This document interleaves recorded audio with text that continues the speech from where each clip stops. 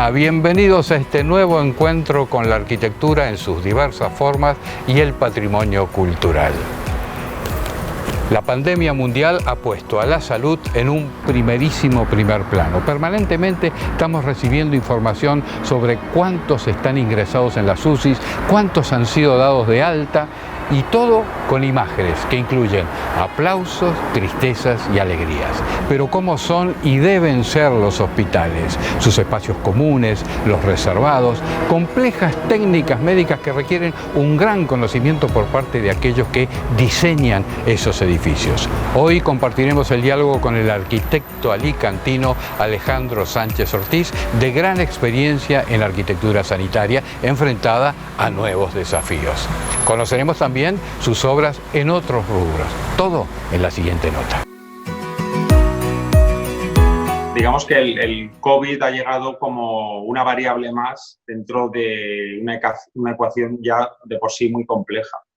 Y ha llegado como una variable más encima que no suma con ninguna de las demás, ¿no? Que no se junta, sino al revés, que resta con todas, ¿no? Entonces esto lo complica más, es una vuelta de rosca más. Entonces, afecta muchísimo, sobre todo, dada la gran virulencia de su contagio y su propagación, al tema, pues, sobre todo, de las circulaciones, que ya de por sí son muy importantes en la sanidad. Pues esto es una vuelta de tuerca más, porque te obliga a diferenciar entre el resto de patologías y en esta patología en concreto. Pero, claro, hay zonas críticas, como son las urgencias, las UCI, los bloques quirúrgicos, donde no es tan fácil, donde tú no puedes duplicar zonas, ¿no? Donde en unas urgencias no puedes decir, no, en la zona de triaje los separo o en la sala de espera, pero luego no, es que luego en el nivel 1 tampoco los puedes juntar. O sea que casi tienes que duplicar el programa completo, ¿no? En el caso de las urgencias, que además es el punto de entrada donde empieza todo, ¿no? Y luego pues eso, en las unidades como las UCIs o el bloque quirúrgico, pues es una complicación más. Y lo que te obliga es, sobre todo y de cara al futuro, es intentar diseñar unidades lo más polivalentes posibles, tanto por circulaciones como sobre todo por instalaciones, que es fundamental para poder combatir este aislamiento. Entonces, en una unidad como la UCI, normalmente tú tienes, en el caso de las que tengan, porque claro, el problema de los hospitales es que hay muchos que son muy antiguos, pues lo normal es que tuvieras una presión positiva, ¿no? Dentro de su box, porque son pacientes con unas condiciones inmunológicas muy débiles y no quieres que se contagien de nada. Pero ahora resulta que el paciente que está ingresado en esa UCI tiene el COVID y lo que quieres es todo lo contrario, que no infecte al resto, con lo cual te interesa una presión negativa, que no salga nada de ese box.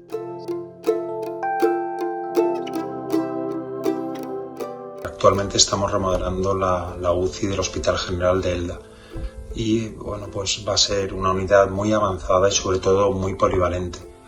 Va a tener dos accesos independientes para poder dividirlo en dos partes, para pacientes COVID y pacientes no COVID, sin mezclar circulaciones. Y luego aparte cada uno de los boxes pues va a estar dotado de unas puertas automáticas absolutamente herméticas, y van a poder disponer en muchos de ellos una esclusa, una doble esclusa para patologías pues con mayor riesgo de contagio, y sobre todo cada box va a disponer de una presión positiva o una presión negativa, la climatización con filtros absolutos, filtros EPA y un aporte constante de aire exterior, ¿no? Sin recirculación, para que sea lo más limpio y puro posible. Y de esa manera, pues bueno, puede ser una unidad muy polivalente, ¿no? Que puedas usarla en función de los pacientes que tengas. Además, también se le ha dado un tratamiento. Últimamente la tendencia es que los familiares puedan acompañar al paciente de la UCI, y en ese sentido son unos boxes más grandes y con unas vistas, en este caso, pues a un entorno muy agradable, como es la montaña de Elda, porque el hospital está situado al norte de la población. Y bueno, de esa manera pues el paciente está más tranquilo, está más acompañado, ¿no? Yo creo que puede ser pues una unidad de referencia a nivel nacional en este momento.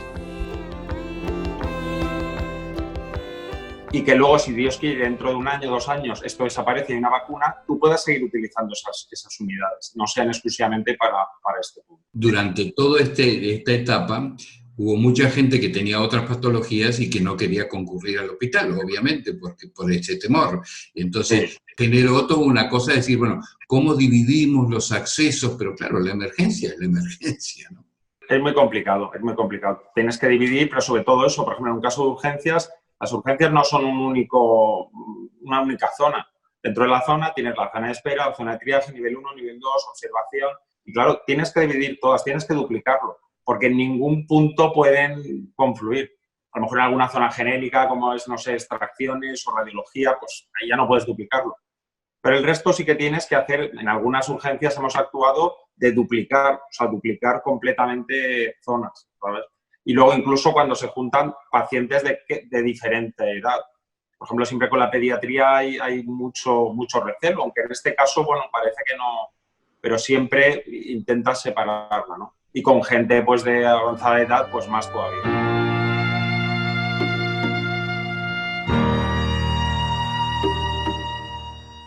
Uno de los últimos trabajos que hemos realizado es para mí una de las obras más difíciles que existen, porque es la remodelación y la ampliación de unas urgencias, de un hospital, pero sobre todo porque siguen en funcionamiento. O sea, esa es la clave, esa es la diferencia con cualquier tipo de obra, porque hay algunas que sí, hay remodelaciones que siguen funcionando, pero a lo mejor con exclusivamente trabajadores internos y tal. Pero aquí es que son con usuarios, y con usuarios además de una extrema gravedad, ¿no? Entonces, bueno, las últimas que hemos hecho más importantes han sido las del Hospital de Elche. Era una estructura, unas instalaciones muy obsoletas, pues tendrían a lo mejor 40 años o... Entonces, y aparte funcionalmente estaban ya pasadas de moda y muy deterioradas. Entonces hemos intentado, siempre claro, las ampliaciones, las remodelaciones poco puedes ampliar, porque los hospitales no están preparados para ampliaciones, sobre todo los de hace tiempo. Entonces te tienes que centrar fundamentalmente en organizar el sistema, ¿no? En volver a organizarlo, y porque es la clave en unas urgencias. Unas urgencias, el problema siempre que argumentan los médicos por el funcionamiento es que siempre hay pacientes por todos los pasillos, siempre hay familiares por todos los pasillos, siempre está muy mezclado, ¿no? Y entonces nosotros siempre intentamos organizar por zonas, no tenemos una gran sala de espera donde esté todo el mundo y de ahí no, intentamos por zonas que cada uno tenga su sala de espera, lo cual te organiza, te compartimenta y te da más intimidad, que yo creo que es algo fundamental. Yo creo que todos cuando piensas en ir a unas urgencias, pues ves, pues eso, a la gente con el brazo roto pasando por el pasillo, al otro con la cama, al otro... Y es una situación muy delicada, sí. Cualquiera que haya tenido que ir a un hospital por algo así, ves que te sientes, no sé, desprotegido, ¿no? Entonces nosotros siempre intentamos que al revés, que la privacidad sea fundamental por el propio paciente y luego por mejorar el propio trabajo del médico. Pero aún en si fuera de un proyecto que empieza de cero, noto el énfasis que tú le pones en preservar al paciente, al ser humano que está ahí, a sus parientes. ¿Cómo se logra ese equilibrio entre lo técnico, arquitectónico y lo humano presente, ¿no? Toda la arquitectura sanitaria, tanto sea un consultorio como un centro de salud, como un hospital, lo fundamental es que sea funcional. Obviamente la funcionalidad es lo principal porque de esa manera pues, se organiza. Ahora hay una palabra de moda desde hace unos años que es la humanización de espacios, ¿no? Nosotros hace muchísimo tiempo que lo hemos intentado aplicar en todos nuestros proyectos. Yo siempre intento, en cualquier proyecto, pero en estos más, ponerme en el papel del paciente, ¿no? Del usuario, también del trabajador, por supuesto, pero el usuario porque yo creo que es el engranaje más débil de esta cadena. Entonces siempre hemos intentado tratar, por ejemplo, los centros de salud que son de nueva planta y te lo permiten más, pues que las salas de espera sean agradables, que de una zona a otra no tengas que pasar por en medio, tu sala de espera sea exclusiva, que no tengas que estar con gente con otras patologías pasando, con colores claros, agradables, con imágenes, ahora estamos integrando pues, muchas imágenes, el mobiliario, no cuesta nada, no tienes que poner la típica silla de esta, ¿sabes?, una tras otra, puedes incluir algún silloncito o algún mueble, algo de decoración, ¿no? Algo que estén a gusto. Si es una zona de pediatría, intentamos pues, que tengan una zona a lo mejor con un césped artificial, con unos jueguecitos. Yo hace mucho tiempo que en las salas de espera de los centros de salud pues siempre hacíamos un panelado completo en su tiempo de pizarra. Ahora ya hay unos panelados fenólicos que te permiten dibujar con pizarra o son imantados para que puedan jugar y que estén ese rato, ¿no? Y que se les pase fácil, tanto a ellos como en el caso de los padres, si es que están con hijos, con el caso de pediatría. Y que siempre estén lo más... Que no sientan un rechazo al tener, ostras, me tengo que ir al hospital, esa caja oscura donde entras y no sabes qué te van a hacer. Siempre intentar que sea un sitio agradable, que no te cree temor el ir. Hospitalario, o sea, que precisamente viene de la hospitalidad, digamos, ¿no? Sí, exactamente. Y bueno, sí, y tu estudio no solamente se dedica a la arquitectura hospitalaria para la salud, cuéntanos algunas que son realmente interesantes de mostrar. Aparte de hacer una buena arquitectura, para mí lo fundamental es la satisfacción del cliente, ¿no? Antes hablábamos pues, que el paciente era lo más importante y en este caso pues el cliente. Entonces, es otro tipo, los condicionantes son distintos, es una arquitectura más de detalle, más de otra escala, sin duda. Y lo fundamental es, yo intento siempre lo mismo, un poco como antes de ponerme en el papel del paciente, pues en este caso ponerme en la situación del cliente, pero ver qué casa quiere y cómo lo quiere. O sea, siempre intento empaparme y lo primero que les digo es que me reproduzcan su vida actual, ¿vale? Para ver qué se puede mejorar y qué se puede cambiar y qué querrían, cómo querrían ellos que fuera su casa. Y hay mucha gente que no lo sabe, que sencillamente viene, pues no, yo quiero una casa más grande, 5 dormitorios, un salón, tal, pero no sabe qué casa quiere. Y entonces eso no va a funcionar. Yo en ese caso intento que me cuenten todo, su forma de vivir y decir, y esto lo quiero así, pero ¿y por qué no? A lo mejor no te has planteado si lo hicieras así, estaríais más a gusto. Y la gente descubre muchas cosas, ¿no? Muchas cosas de que, ostras, pues sí, la verdad es que de esta manera me va a ir mejor. Porque ellos a lo mejor ven una casa en alguna revista o de unos amigos, yo quiero lo mismo, ya, pero eso lo mismo a lo mejor a ti no te va, ¿no? A tus circunstancias. Entonces intentamos hacer las viviendas más personalizadas siempre y buscando pues eso, también que sean casas flexibles, porque el problema de la vivienda es que a lo mejor te encarga una casa con niños pequeños, necesitas un programa, pero luego sabes que al cabo de unos años va a cambiar. Entonces, bueno, pues que eso se pueda luego reconducir de otra manera.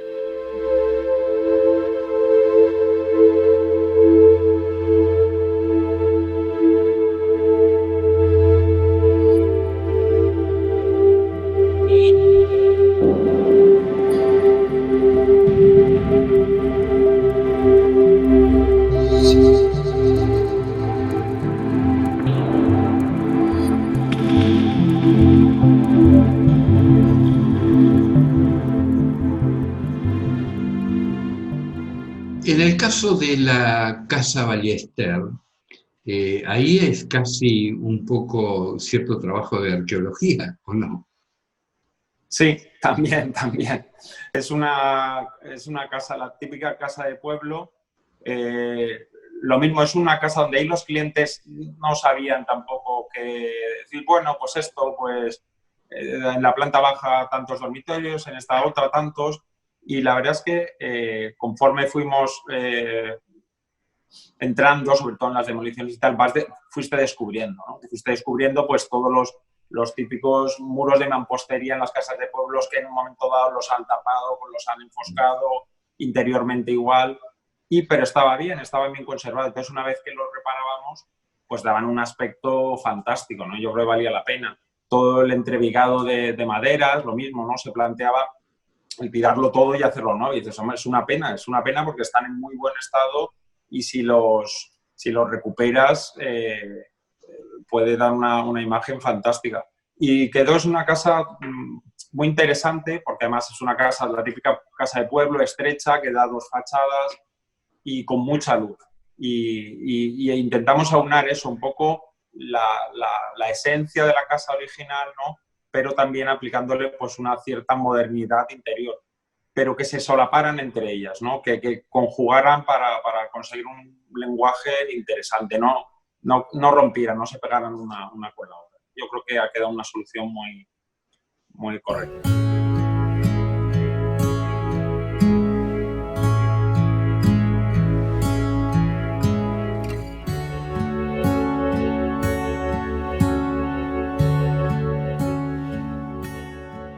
Y también trabajos difíciles como fue el Museo de Bomberos, que es adaptar, así como estábamos hablando de la ampliación de un hospital que tiene todas esas limitaciones, también generar este diálogo entre lo antiguo y lo moderno es interesante. Cuéntanos un poco ese proyecto. Sí, ese es un proyecto de Rafael Pérez Jiménez y yo colaboré con él, le ayudé a desarrollar el proyecto y luego durante la dirección de obra, ¿no? Y es un proyecto muy interesante. Nos encontramos un edificio pues emblemático dentro de la zona de Alcoy, pero que estaba en muy mal estado, ¿no? Entonces fue reconstruirlo para conseguir hacer un museo provincial de bomberos. Entonces es una obra muy compleja donde además se tratan otro tipo de cosas más específicas pues de restauración, ¿no? Y luego también empleamos todo tipo de materiales, pero siempre buscando, además al ser un museo, pues bueno, aquí se busca otra cosa. Es un museo con lo cual la funcionalidad no era tan importante, más allá de establecer un circuito, un recorrido luego para el visitante, pero sí que era más que ese recorrido fuera interesante, ¿no? Para el visitante y que pasara un rato entretenido y le pudiéramos contar toda la historia de los bomberos. Entonces es un proyecto muy bonito de la mano de Rafael Pérez, del cual aprendí muchísimo, y hay muchos materiales muy sofisticados, hay mucho detalle en el interior, no hay 2 pavimentos iguales, no hay 2 revestimientos, la cubierta era una cubierta de zinc, teníamos unas placas tanto solares como fotovoltaicas para que el edificio fuera enérgicamente autosuficiente. Luego toda la urbanización también la tratamos con mucho detalle. Es un edificio muy bonito y muy complicado. La construcción fue muy complicada porque toda la estructura era nueva, porque obviamente el edificio existente pues, se aguantaba a sí mismo y poco más. Y fue muy interesante. Finalmente, hablemos de tu estudio, porque ahí, digamos, hablando de luz, ese patio interior donde entra esa luz tan importante, describe un poco este proyecto. Pues la verdad es que es el eje, es una maravilla, porque mi estudio, estamos en el centro de Alicante, en la calle Navas, en un edificio. Y es curioso porque cada vez que viene un cliente, un proveedor, un instalador o cualquier persona, se lleva una impresión, ¿sabes? Porque no lo ve, no se lo imagina y la verdad es que es el eje del estudio y te permite una transparencia y una luminosidad constante. Nosotros siempre nos encantan los patios. En mi casa yo vivo en un bungalow, pero también con un patio central y es clave. Y siempre los utilizamos mucho porque te permite también el aislarte del resto, pero sin embargo tener tu luz, tu vegetación, Y lo vi enseguida en cuanto estuvimos buscando locales y tal. Y claro, obviamente no era así, era el típico patio pequeño entre viviendas con una ventanita por lado. Pero enseguida nos imaginamos el tirarlo todo y poder acristalarlo y dar una sensación que no te cansas, la verdad es que no te cansas. O sea, vives alrededor del patio. El resto de la calle, fíjate que estamos en una calle muy ruidosa, muy céntrica, es que como si todos los días fueran domingo, o sea, te olvidas y quedó muy bien.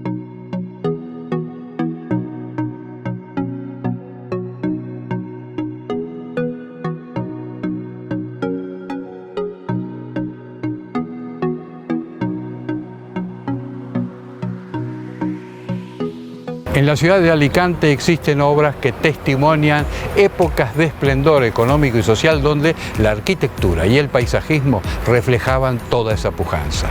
En la siguiente nota, la arqueóloga y antropóloga María Teresa Riquelme nos guiará en una recorrida por el Palacio de Peñacerrada. En este caso, el conjunto palaciego de Peñacerrada lo componen dos palacios. Uno que está detrás de este, que es el Palacio Antiguo de Peñacerrada, y este que es conocido como el Palacio Nuevo, es del siglo XIX y está edificado sobre las antiguas bodegas de esta propiedad. Ahora mismo estamos en el recorrido por donde pasarían los carruajes, ya que entrarían por la parte derecha, por la verja principal del jardín.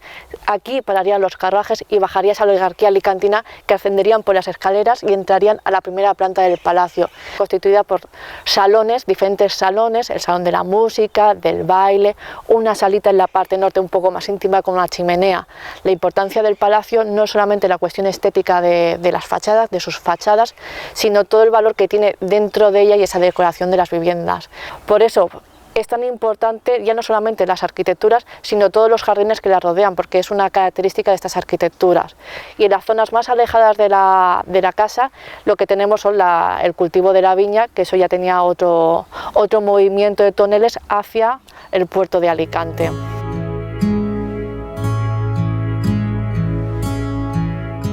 Estos jardines tienen tres estilos: el francés, el inglés y el italiano. El francés se reconoce rápidamente porque está todo lleno de setos, bien recortados, los parterres bien delimitados y donde estamos, que son los andadores, bien cuidados. Son jardines que tienen en cada cruce de caminos de andadores, tienen pequeñas fuentes en los que antiguamente me refiero último cuarto del siglo XX, esculturas de mármol de Carrara. Hoy en día estas esculturas o las mantiene la familia en su privacidad o están totalmente desaparecidas. Estos jardines desde el 2010 se están recuperando a través de talleres de empleo y se está devolviendo esa imagen que se cree que tenía inicialmente.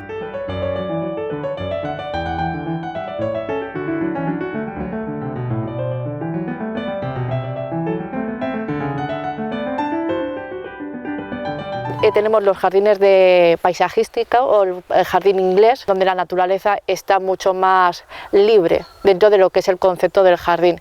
En este caso el jardín inglés está mucho más degradado que el francés y casi no podemos ver o entender o percibir esa libertad de la naturaleza. En esta tipología de jardines destacan montañas artificiales, como tenemos a derecha a izquierda.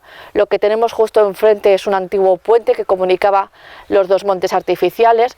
En la parte derecha hay una gruta, en la parte izquierda hay lo que se llama una casa de la vieja, es una casa de juegos tanto para niños o para gente joven, para estar un poco alejados de esa vida controlada que estaba o se hacía en la casa principal.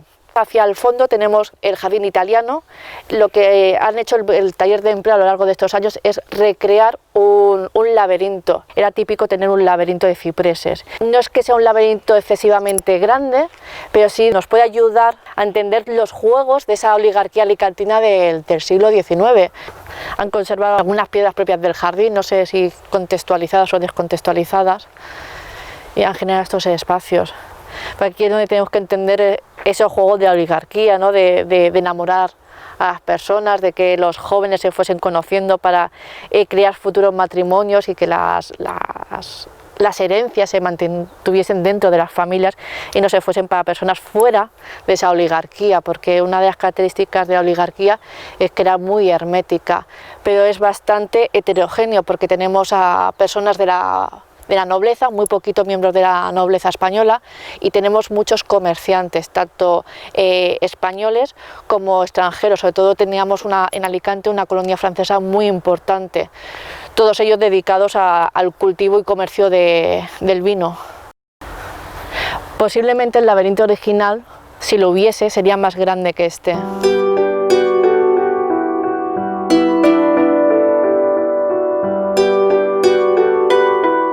Estamos en la parte de los jardines de Peñacerrada que se conoce como jardín italiano. Venimos por un paseo bastante hermoso con con bancos de piedra, en donde tendría que haber algún tipo de decoración en estos jardines. Y llegamos o termina en la alberca, que es donde estamos. La alberca realmente es una balsa de riego.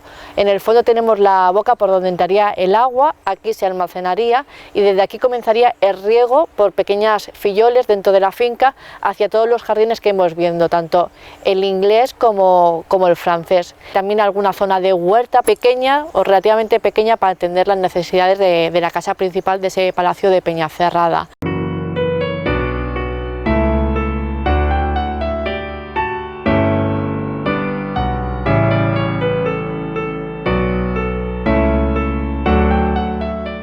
Porque es verdad que no son jardines ni casas palacios ni casas burguesas como podemos encontrar en otras capitales de España, pero este patrimonio es importante porque Alicante en el siglo XIX tenía una oligarquía con una actividad muy intensa a nivel económico, político y social, y lo poco que nos queda de ellos a nivel material son sus arquitecturas, sus jardines y este espacio que ocuparon.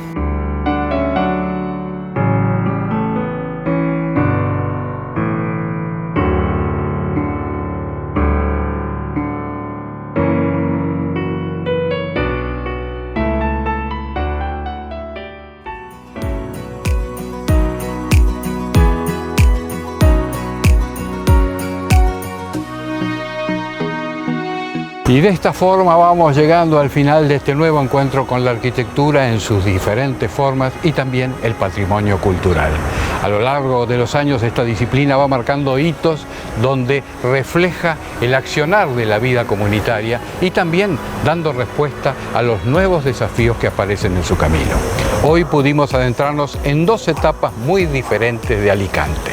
Esperando que hayan disfrutado del programa tanto como nosotros haciéndolo, nos despedimos hasta cualquier momento con las ideas y las obras de aquellos que piensan el hábitat humano.